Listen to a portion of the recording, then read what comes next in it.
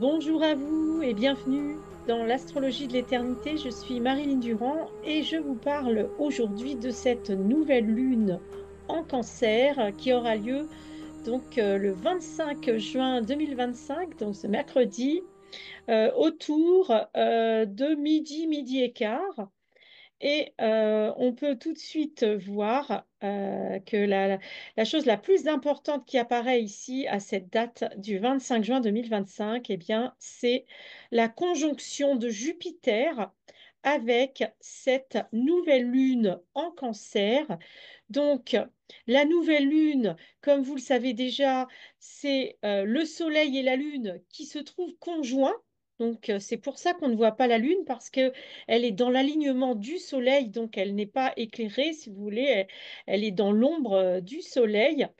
Et donc là, ce qu'il y a vraiment de particulier, pour commencer, c'est ça, c'est que Jupiter est entré en Cancer il y a quelques semaines maintenant, je crois que c'était le 7 juin, et donc, le signe du cancer est dominé par la Lune. Donc, le Soleil et Jupiter sont chez la Lune, avec la Lune en cancer. Et qu'est-ce que c'est que le cancer? Eh bien, c'est le signe de l'enfantement, des nouveau-nés, de la famille, de la naissance.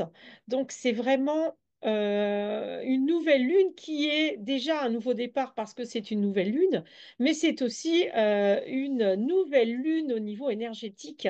C'est-à-dire que là, c'est la première fois que Jupiter, depuis que Jupiter est entré en Cancer, eh bien, Jupiter, là, est accompagné par la nouvelle lune. Donc, c'est la première nouvelle lune conjointe à Jupiter.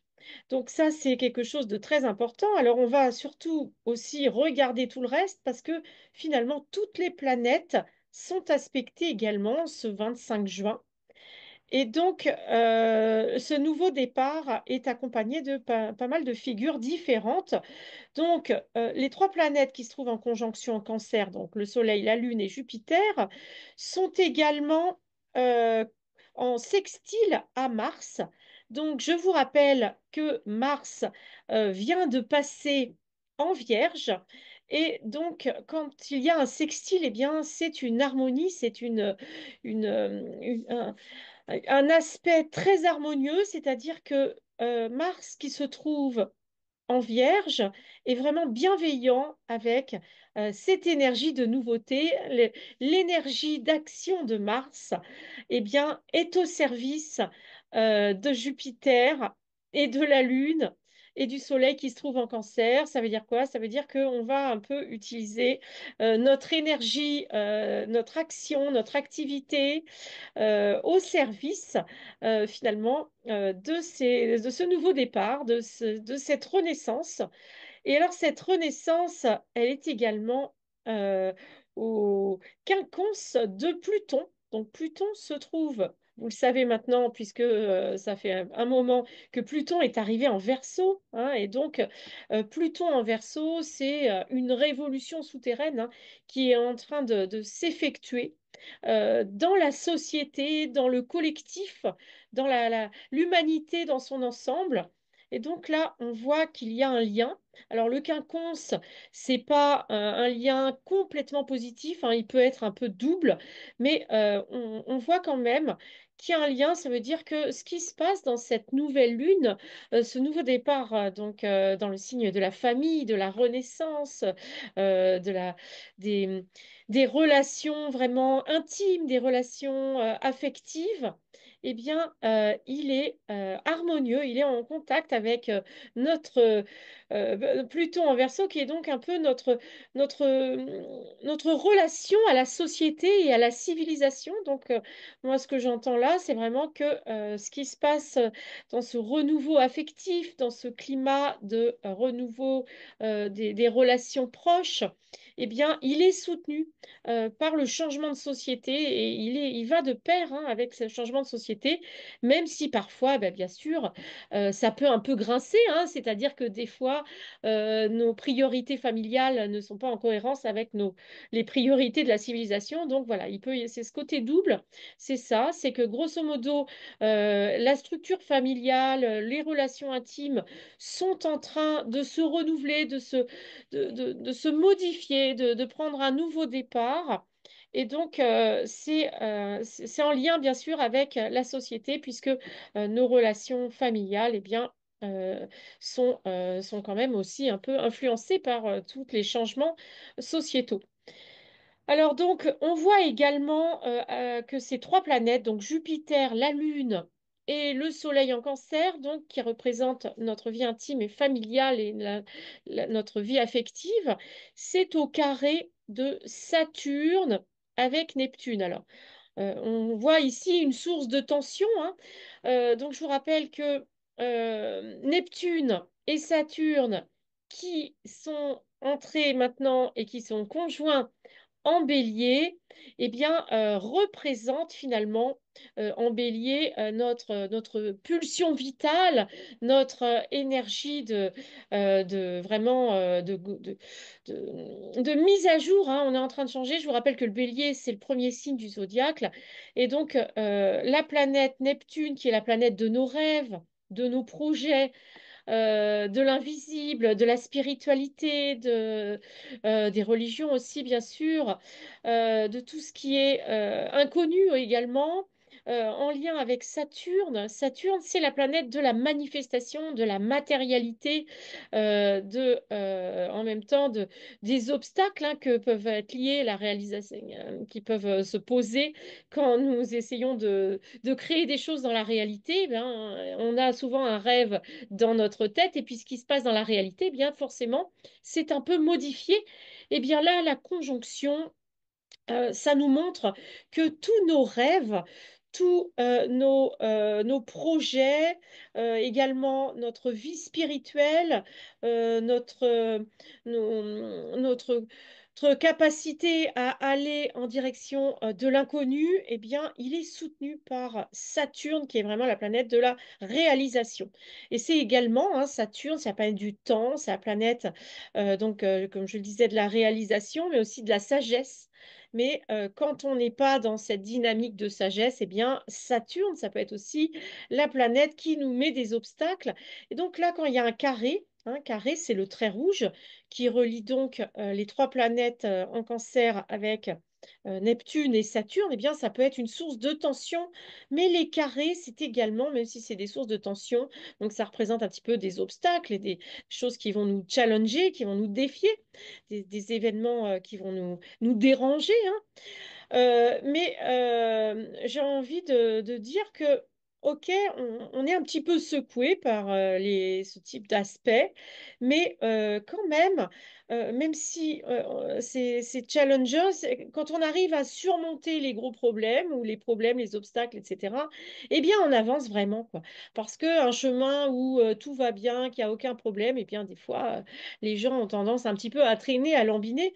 Eh bien, là, ça veut dire quoi? Ça veut dire que dans le bélier. En plus, on est là dans la maison 7 au moment du 25 juin, au moment de l'entrée, enfin, le moment de cette conjonction entre la Lune et le Soleil, qui parle de nouveauté, de nouveau départ.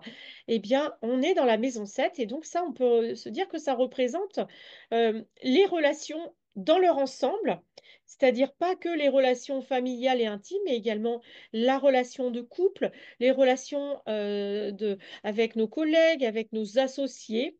Et donc, là encore, ça nous parle de relations, tout ça, en fait, hein. Tout ce que je viens de vous citer, ça nous parle beaucoup de relations.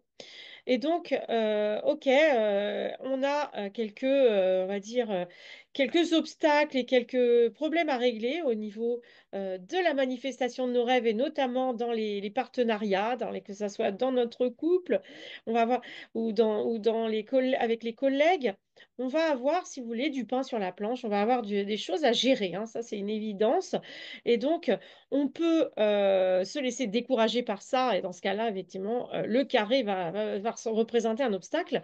Mais si on retrouve ses manches avec Mars en Vierge qui est extrêmement courageux, méticuleux, organisé, etc., eh bien, c'est aussi quelque chose qui nous force à avancer dans la direction donc de la construction de nos rêves et de nos projets. Alors, donc ça, c'est tous les aspects qui étaient en lien avec Jupiter, la Lune et le Soleil en Cancer. Et donc, comme on a ce carré qui nous montre la conjonction, j'ai envie d'attirer votre attention sur deux aspects que j'aime beaucoup citer. Je vous en ai déjà parlé, j'avais fait déjà une vidéo là-dessus il y a un mois ou deux, sur l'aspect le doigt de Dieu. Alors ça veut dire quoi? Ça veut dire quand il y a deux quinconces qui sont reliés à un sextile, et donc la tradition nous dit que c'est... ces doigts de Dieu nous montrent quelque chose et donc on est invité à porter notre attention. Alors on va regarder parce que justement, il y a deux doigts de Dieu dans cette carte merveilleuse. Donc, le premier doigt de Dieu que je vois ici, dont je viens de parler déjà, euh, j'ai parlé donc de Jupiter, la Lune et le Soleil qui se trouve au sextile de Mars en Vierge. Et donc, les deux, ces deux, la conjonction des trois planètes et Mars, là, ils pointent les deux avec deux quinconces vers le Pluton en Verseau. Donc ça veut dire quoi? Eh bien, ça veut dire que là, on est invité à porter notre attention sur Pluton en Verseau, c'est-à-dire rester conscient, moi c'est ça que j'entends, rester conscient que nous sommes dans une période de transition de la société, de la civilisation, et donc de vivre en conscience cette nouvelle lune en se disant, OK, c'est encore un nouveau départ qui nous rapproche de ce nouveau monde, du renouvellement de la civilisation, et donc peut-être si on s'inquiète trop, bah, par exemple, il y a de quoi quand même s'inquiéter au niveau du climat, il y a de quoi s'inquiéter au niveau de toutes ces guerres encore qui sévissent aujourd'hui. Mais voilà, le doigt de Dieu nous dit, bah voilà, on est en train de changer de civilisation. Et oui, ça se fait, bah, tous les changements, toutes les transformations, toutes les métamorphoses, eh bien, ce sont des moments qui sont parfois difficiles, hein, qui nous défient, qui nous demandent de nous renouveler, d'être créatifs. Et voilà, c'est ça que nous dit ce premier doigt de Dieu. Et c'est en direction donc de Pluton qui se trouve en Verseau. Et donc, je vous rappelle que le Verseau, c'est le signe du peuple, de la société et de la civilisation dans son ensemble, des gens, quoi, hein, des gens au pluriel. Et donc, l'organisation, la vie entre les gens est en train de changer. Et moi, là, je suis allée à Paris, j'ai vraiment vu qu'on est en train de changer. Et moi, je trouve que même si à la télé, ils nous montrent plein d'horreurs, ça change de manière positive. Par exemple, il y a une espèce de qualité de vie à Paris, là, avec toutes les... Là, quand il fait beau, faut dire ça aide. Il y a une sorte d'harmonie qui n'existait pas il y a 30 ans, hein. Donc voilà, voyons les choses sous cet angle, sous l'angle de la métamorphose actuelle de la société dans laquelle nous sommes.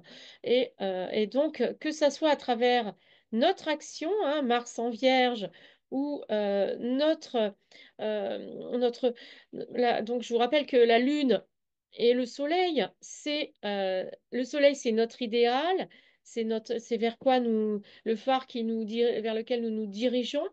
Et la lune, c'est nos émotions, c'est notre côté intime, notre vie intérieure, hein. Donc, et là, Jupiter, c'est quoi Jupiter? C'est l'expansion.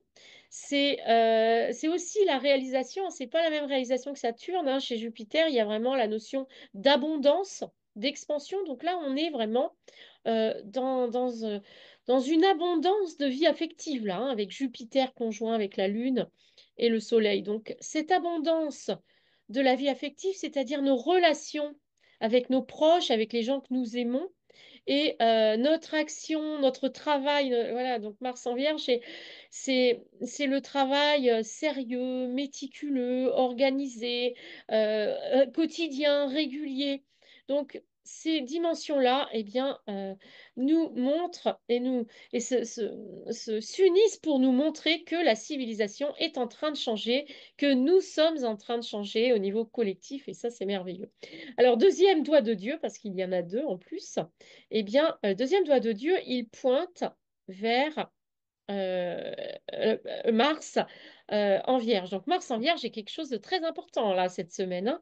Vous avez sûrement déjà dû sentir, moi je l'ai senti énormément depuis plusieurs jours, hein. Là je suis en train de tourner cette vidéo le 21 et donc depuis 3-4 jours là, depuis l'entrée de Mars en Vierge, je ne sais plus quel jour c'était précisément, ça devait être le 19 je crois ou le 18 peut-être, je ne sais plus, mais enfin ça fait quelques jours déjà qu'on a senti la différence d'énergie, hein. On est passé de Mars en Lion, qui est un Mars chevaleresque, voyant, indépendant, qui aime le panache, qui aime se montrer.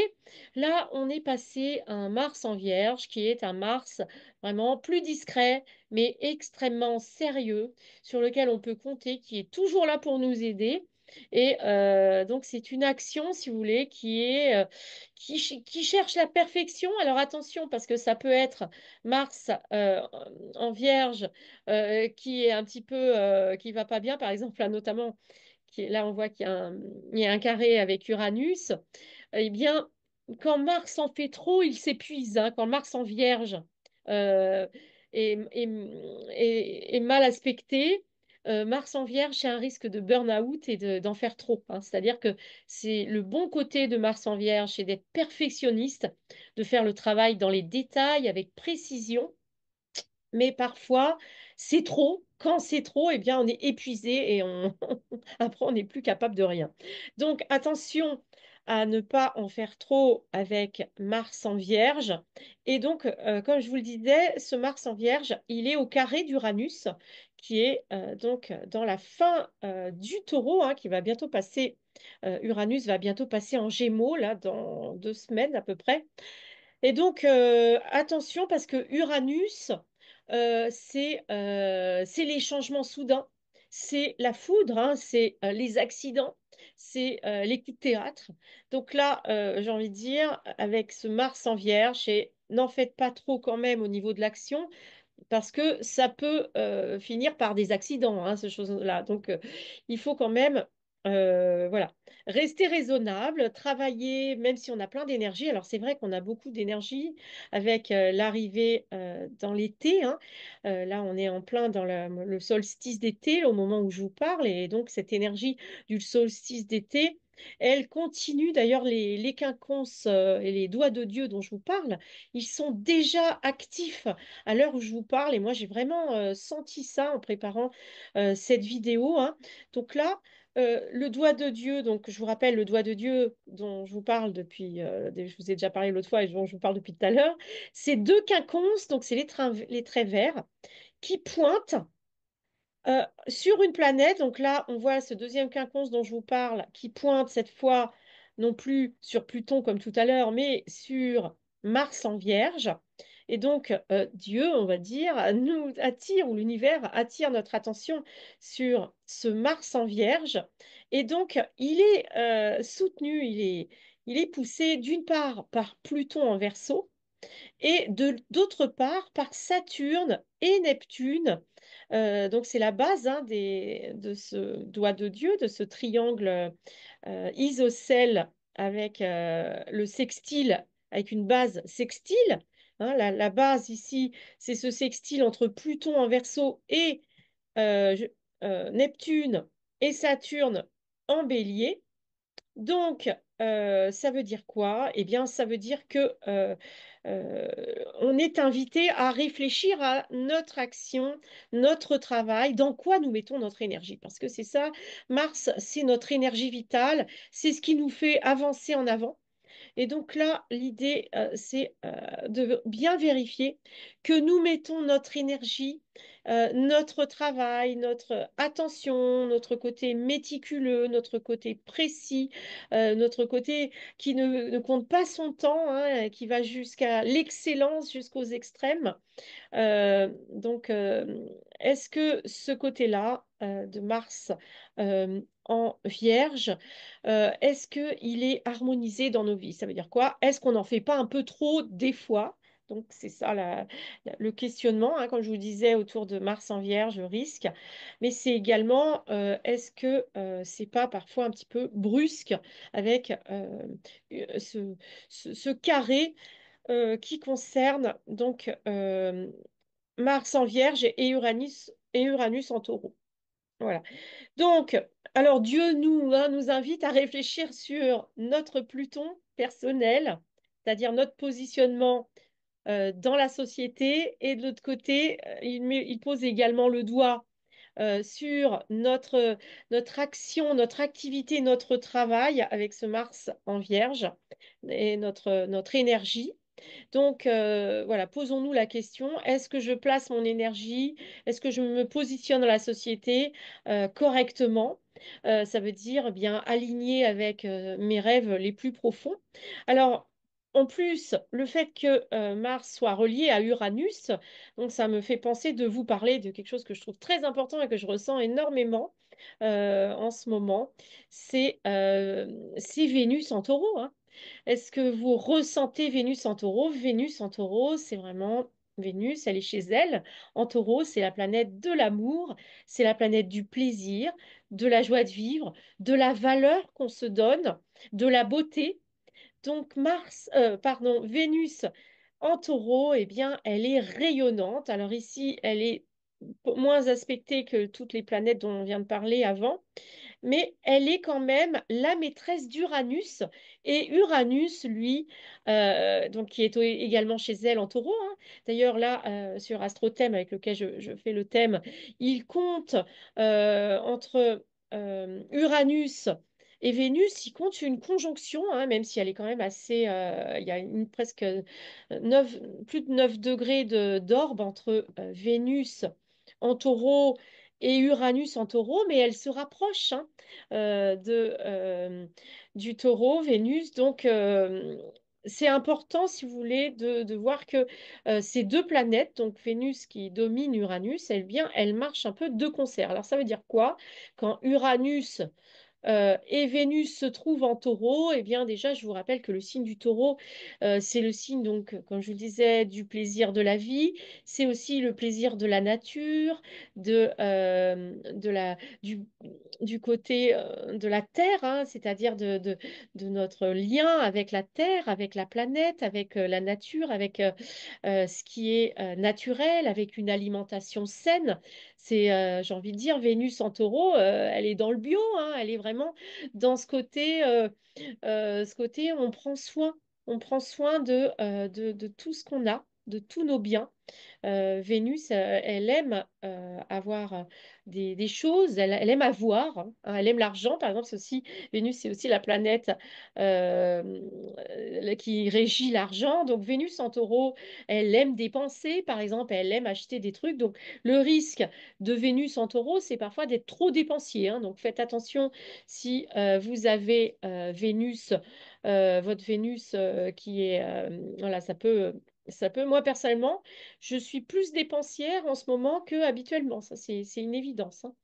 Et donc, Uranus conjoint donc à Vénus en taureau, eh bien, Uranus, ça fait quand même pratiquement 7 ans, hein, qu'il se trouve en taureau. Et donc, Uranus, il est sur le dernier degré du taureau. Et donc là, l'idée, ça a été, c'est de faire vraiment des gros changements, hein. Alors, on a la planète Pluton qui nous parle également de changements, mais la planète Pluton, elle est plutôt dans des changements souterrains qui sont pas forcément visibles.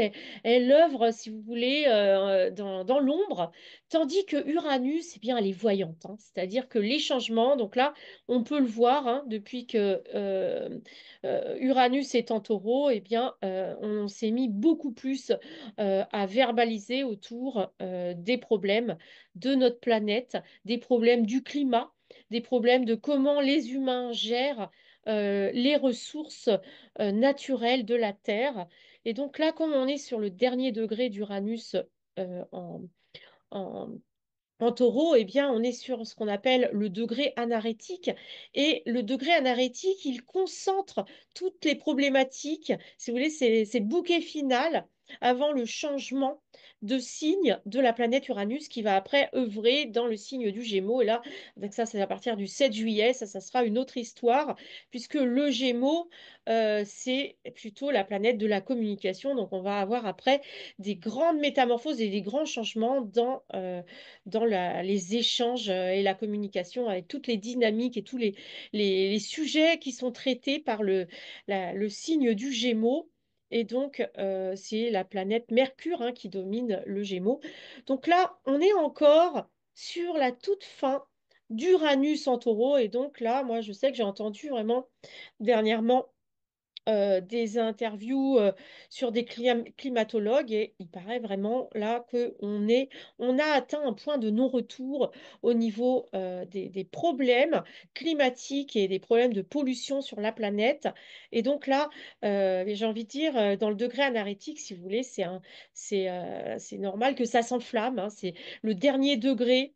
Quand une planète lente quitte un signe comme ça, eh bien, elle fait un peu le bilan. Et donc là, euh, je pense que depuis 7 ans, c'est vraiment ça qui s'est passé. Uranus nous a montré tout ce qui n'allait pas avec tous les domaines régis par le taureau, à savoir eh bien, la nature, la terre, le climat, mais également notre positionnement vis-à-vis de l'argent, également qu'est-ce que l'harmonie, hein, qu'est-ce que l'harmonie, qu'est-ce que c'est que l'amour, tout ça, c'est des problématiques également qui sont vénusiennes, pardon. Et donc là, eh bien, Vénus euh, est donc encore un peu, est déjà un petit peu conjointe à Uranus. Donc là, voilà, ça renforce, si vous voulez, cette problématique taureau qui se trouve là. Alors, pour les relations amoureuses, eh bien, Vénus en taureau, c'est merveilleux, hein. Moi, personnellement, j'ai vraiment vu un grand changement au moment où Vénus est entrée en taureau. Un changement vraiment d'énergie. Il faut dire que le beau temps aussi arrive, l'été arrive, donc on est dans une énergie, ou qui commence à être en vacances, hein. Vénus, c'est une planète qui nous fait aimer les vacances, donc elle est encore en taureau pendant plusieurs jours. Là, un peu au moins une semaine. Je crois qu'elle change de signe début du mois de juillet. Je ne sais plus exactement quel jour. Mais on est toujours là-dedans. Voilà. Alors, est-ce qu'il y a quelque chose que j'ai oublié? Ben, je pense que j'ai parlé des choses les plus importantes. J'ai parlé quasiment de toutes les planètes, puisque toutes les planètes, là, sont aspectées. Bon, moi, je ne vous parle pas trop des astéroïdes, hein, parce que ça fait déjà que je suis bavarde et donc ça dure déjà un petit moment. Moi, je dirais pour conclure, cette nouvelle lune en cancer, eh bien, c'est une nouvelle lune qui nous parle de nos relations, de notre climat affectif, vraiment la nécessité d'être en harmonie avec les autres, que ce soit nos proches, bien sûr, à commencer d'abord par nos proches, hein, c'est-à-dire bien s'entendre et essayer vraiment d'arrondir les angles avec les proches, avec notre famille proche, nos enfants, nos parents, les petits, tous les enfants qu'il y a dans la famille, bien sûr, puisque c'est le cancer, c'est vraiment le signe des bébés, de la petite enfance. Et donc, tout notre climat affectif, hein, comment donc Vénus en taureau renforce ça, surtout que là où à l'heure où j'écris, la Lune se trouve encore, où j'écris, pardon, au moment où je vous parle, on est donc le 21 juin, et donc la Lune elle vient où elle est en train je crois que c'était ce matin qu'elle était conjointe à Vénus, donc on est vraiment dans cette énergie du solstice, on est vraiment dans l'importance de notre climat affectif et en même temps, voilà, comment concilier tout ça avec eh bien, le travail, avec le côté, notre activité, hein, comment concilier notre vie intime, affective, familiale avec notre activité, comment être en harmonie avec nos collègues et toutes nos relations en général, et puis de garder toujours à l'esprit qu'on est dans un moment de transition, hein, et ce qui se passe au niveau du climat et de la planète avec Uranus en taureau, là, eh bien, c'est quelque chose dont on a pris conscience depuis 6 7 ans, là, depuis qu'Uranus est entré en taureau et qu'il va falloir garder en mémoire pour le prochain passage d'Uranus qui va avoir lieu, donc là, la prochaine révolution, hein. Uranus, c'est la planète du futur, vraiment qui nous montre les risques du futur et également les belles choses hein, qui peuvent arriver dans le futur. Donc, c'est la planète du futur. Donc là, on va passer dans un futur qui va nous parler du futur de la communication. Alors, qu'est-ce que ça veut dire exactement? Bien déjà, Uranus en Gémeaux, eh bien, ça va nous parler d'une révolution dans les transports, d'une révolution dans la communication, à mon avis, une révolution. On a déjà vu hein, que les réseaux sont en train de, de remplacer les mails, etc. Donc, il y a vraiment il y a un mouvement extrêmement important voilà, qui a commencé. Ben, là, ça va s'amplifier avec Uranus en Gémeaux. Voilà, eh bien, profitez bien donc de ce solstice d'été. Je vous rappelle que le solstice d'été et cette nouvelle lune, eh bien, c'est la fin du premier semestre, hein. Et donc, nous entamons maintenant la deuxième moitié de l'année 2025. Donc, c'est le moment, comme dans toutes les nouvelles lunes, de poser nos intentions, nos objectifs, nos projets, de commencer à organiser ce deuxième semestre 2025 pour avancer dans nos vies, pour avancer dans notre entreprise, si nous avons une entreprise, d'avancer dans nos projets, quels qu'ils soient. Et donc, posez votre intention, préparez ça avant le 25 juin. Et puis après, eh bien, vous offrez à l'univers. Le mieux, c'est de les écrire, hein, vos projets, vos résolutions de la deuxième partie de l'année. Et puis après, comme ça, vous pouvez régulièrement, et notamment à chaque nouvelle lune, vous pouvez un petit peu pointer où vous en êtes des intentions que vous avez posées à la lune précédente. Et donc, ça va nous aider. Voilà, donc profitons de l'été. Je vous souhaite d'excellentes vacances. Alors, je pense que je ferai quand même, bien sûr, des vidéos. Mais profitez vraiment de cette énergie de famille hein, qui est là dans le signe du cancer. Après, on va entrer dans le lion au mois d'août qui va nous amener une énergie de festivité, de spectacle, de choses qui sont vraiment plus, on va dire, projetées sur le monde autour de nous. Et bien après, ça sera la rentrée, voilà. Et bien, je vous souhaite donc de très très belles vacances. Donc vous voyez derrière moi une photo de la Floride parce que je vous rappelle que je vous propose des stages de jeunitude. Comment vraiment poser les bases du rajeunissement, au moins stopper le vieillissement, et bien en ayant une certaine clarté sur les croyances qui nous font vieillir et les remplacer par des croyances qui nous font rajeunir. Moi-même, je rajeunis depuis 3 4 ans. Les personnes qui me connaissent depuis longtemps me le disent. Les personnes que je rencontre actuellement me disent que je ne fais pas l'âge que j'ai. Eh bien, donc, je vous invite donc rajeunir en France pendant l'été. Et donc, derrière moi, c'est la Floride parce que au mois de novembre, je vous invite à venir avec moi, donc du 14 au 18 novembre, pour rajeunir en Floride. À très bientôt. Donc, on se retrouve pour la pleine lune du mois de juillet. À bientôt.